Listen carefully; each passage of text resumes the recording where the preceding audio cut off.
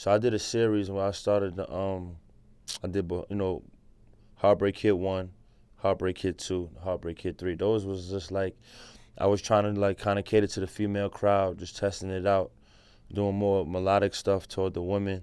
And it was really no direction in those projects. I had DJs on those projects as well. It was drops and tags. So this one, if you kind of pay attention to like Batman, how they had all the Batmans 1, 2, and 3, and then they had Batman Begins, and it was like the evolution of Batman being like a real movie instead of just like, a character or a comic book.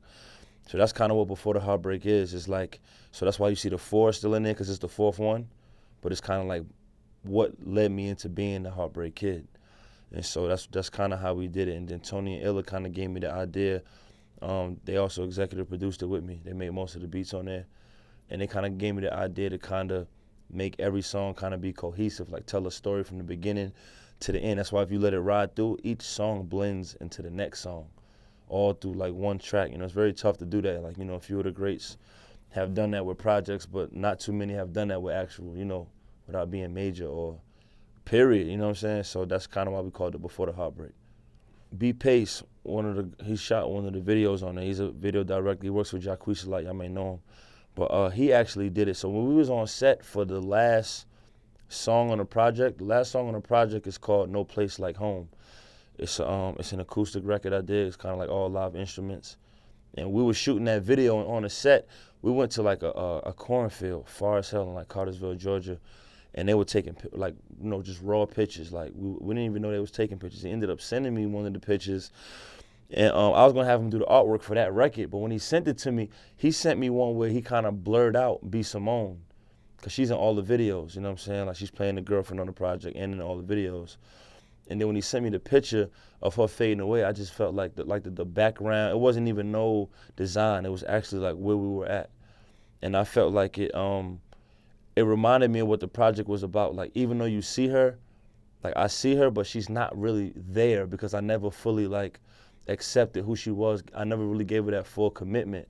So even though she's standing right there, she's not really there. She's fading away, kind of like Back to the Future when when Marty was like erasing some of the memories and stuff. And so I thought it was dope. And so I took away the that being the artwork for that song, and I made it the artwork for the whole project. Like Simone didn't even know she took the picture. That's the funny thing. Like that picture is a raw picture. She was actually looking down, doing something random, and we ended up using it and fading it out. And so it actually, in the picture on the back of the artwork on the actual CD, if you get the hard copy, is another raw picture I took where I was just smiling. You know what I'm saying? So that's where the artwork came from. Shout out to B Pace, he did that. Heartbreak Kid 1, 2, and 3, I always aim for Valentine's Day. You know what I'm saying? But this one, just on the marketing scheme of things, before the heartbreak, of course, a lot of people get their heartbreak broken on Valentine's Day, which is the 14th. So we dropped it on the 13th, like right at midnight, right at, fucking time. And so that was kind of like, which DJ kind of taught me this? DJ Techniques. DJ Technique taught me when I did the Ultrasound 1, he taught me your mixtape shouldn't always just be about when the music comes out. He said a lot of people's mixtape is the anticipation. That's what breaks the artist even before the tape comes out sometimes. And so I focused on that this time real hard, like just doing the videos in advance, the songs that I leak, like, you know what I'm saying? Like the artwork, when I was dropping it, people feeding onto the date. I did that big time this time. So that's why it's on February 13th, Before the Heartbreak. Funny thing is, I aimed for 10. It ain't go that way. We ended up, the story that I had for the songs at first, I felt like it didn't tell the story that I wanted it to start and end a certain way. Then I leaked the song. I leaked a song called Road to Heartbreak to kind of build anticipation, put a little video out to it, but the people wanted it so bad. They liked it so much that I ended up making it the intro. So I adjusted because the fans wanted it, and then once you hit a record 5 minutes ago, which I just put out on Worldstar, that really was the intro at first. It's like as soon as the project starts, me and my shorty was arguing. Like we was good 5 minutes ago, and then out of nowhere we arguing about something. So yeah, and then No Place Like Home, which is the live acoustic record, I wanted to do something live. Like Tony and Illa didn't really want to do it at first, but I wanted to do something that kind of still went with the project, but I wanted to jump out the box, because if you listen to the production of it. Some people, people always looking to compare it to something. Like, oh, yo, when Drake came out, if you did a record singing, doing melodies on the hook over a slow type of beat, people would say you sound like him.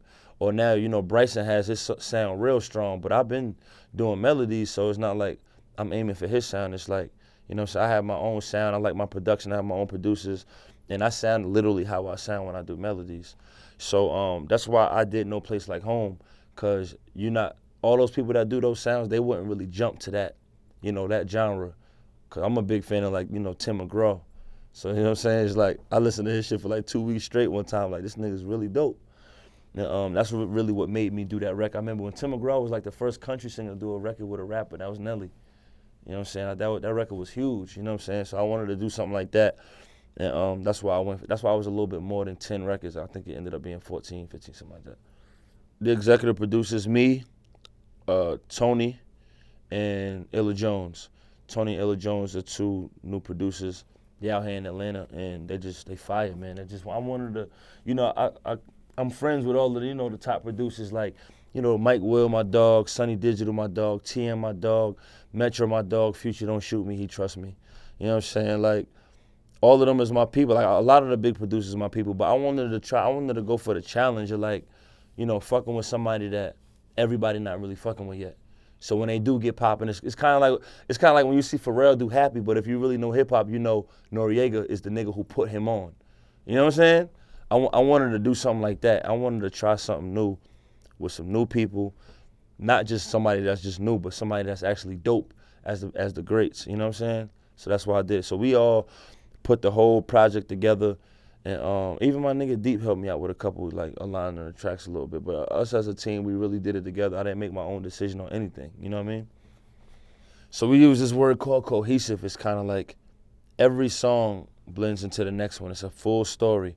Right when we jump off the project, Road to Heartbreak, I'm kind of breaking down what's going on between me and Shorty, and then right when 5 minutes ago comes on, we start into an argument. The whole project is like we up and down. We arguing about something. You hear like priorities, and we got fight and fuck. It's like we arguing, then we fucking, then we back arguing again, because I'm choosing to do my music, and my and certain things over me being in a relationship. Then we ended up actually, taking a break in the middle of the project. She got messing with another dude now. I'm messing with random shorties. Then we get back together, and then it still doesn't work. And now we're asking for Closure, which is the record you hear with Tink. And then even after the song Closure, which was supposed to be the last song, I brung No Place Like Home, because even though you hear I'm asking for closure, like on the song No Place Like Home, when you see the video, it's like everywhere I'm going, I keep thinking I see her. It's like I haven't fully let her go yet. You know what I mean? So that's really what the whole project is about, man. It's one big story. I wanted to make it kind of like a sitcom, so I wanted people to follow along, and No Place Like Home was kind of like the season finale, you know what I'm saying? We can go off 5 minutes ago, which I kind of broke down, is mostly about everybody know, like, when you're in a relationship with your shorty or just somebody that you kind of take serious, you kind of like, something may be good 1 minute, and then next thing you know, y'all arguing about something. It's like a complete argument, you know what I'm saying? Anybody can relate to that. And then I believe after 5 minutes ago comes Q&A, which is called, Q&A is questions and answers. It's kind of like when you get in the interviews, that's what you feel like if you let your girl ask one question, she's going to follow with another one. And once you answer that one, she's going to follow with another one.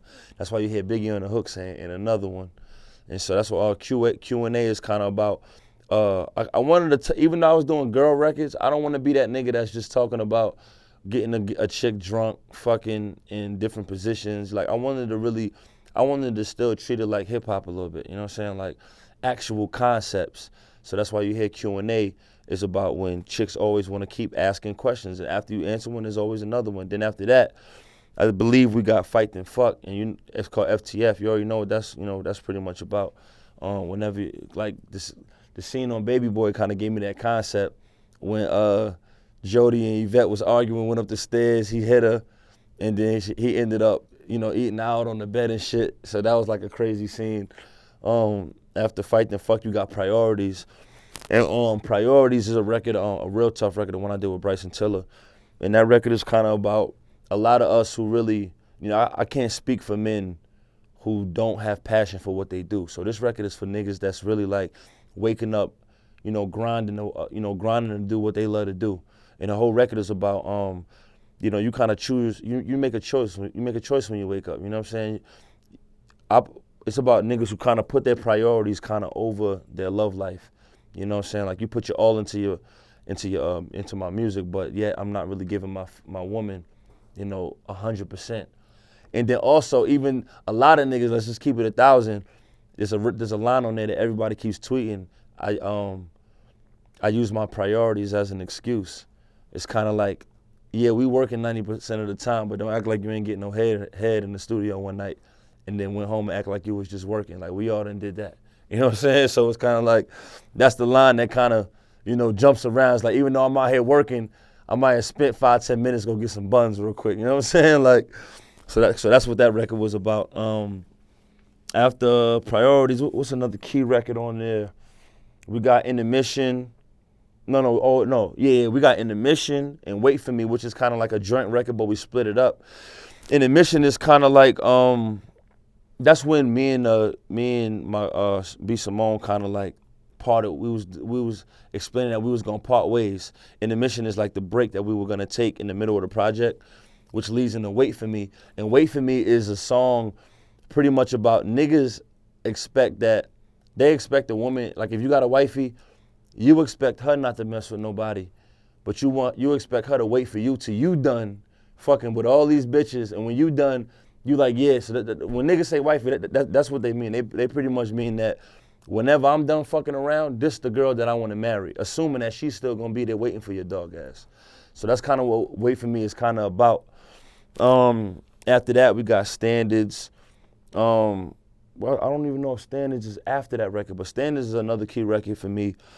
I used to have this thing that's kind of like, if you hit a chick that's probably not as bad as another chick, a niggas would be like, yo, you ain't got no standards, but how do you know that, she's not more beautiful inside than a chick that's look like a dime outside, but she's stripping and she selling pussy on Backpage and she doing this, you know what I'm saying? And she only looking for a nigga for certain material things.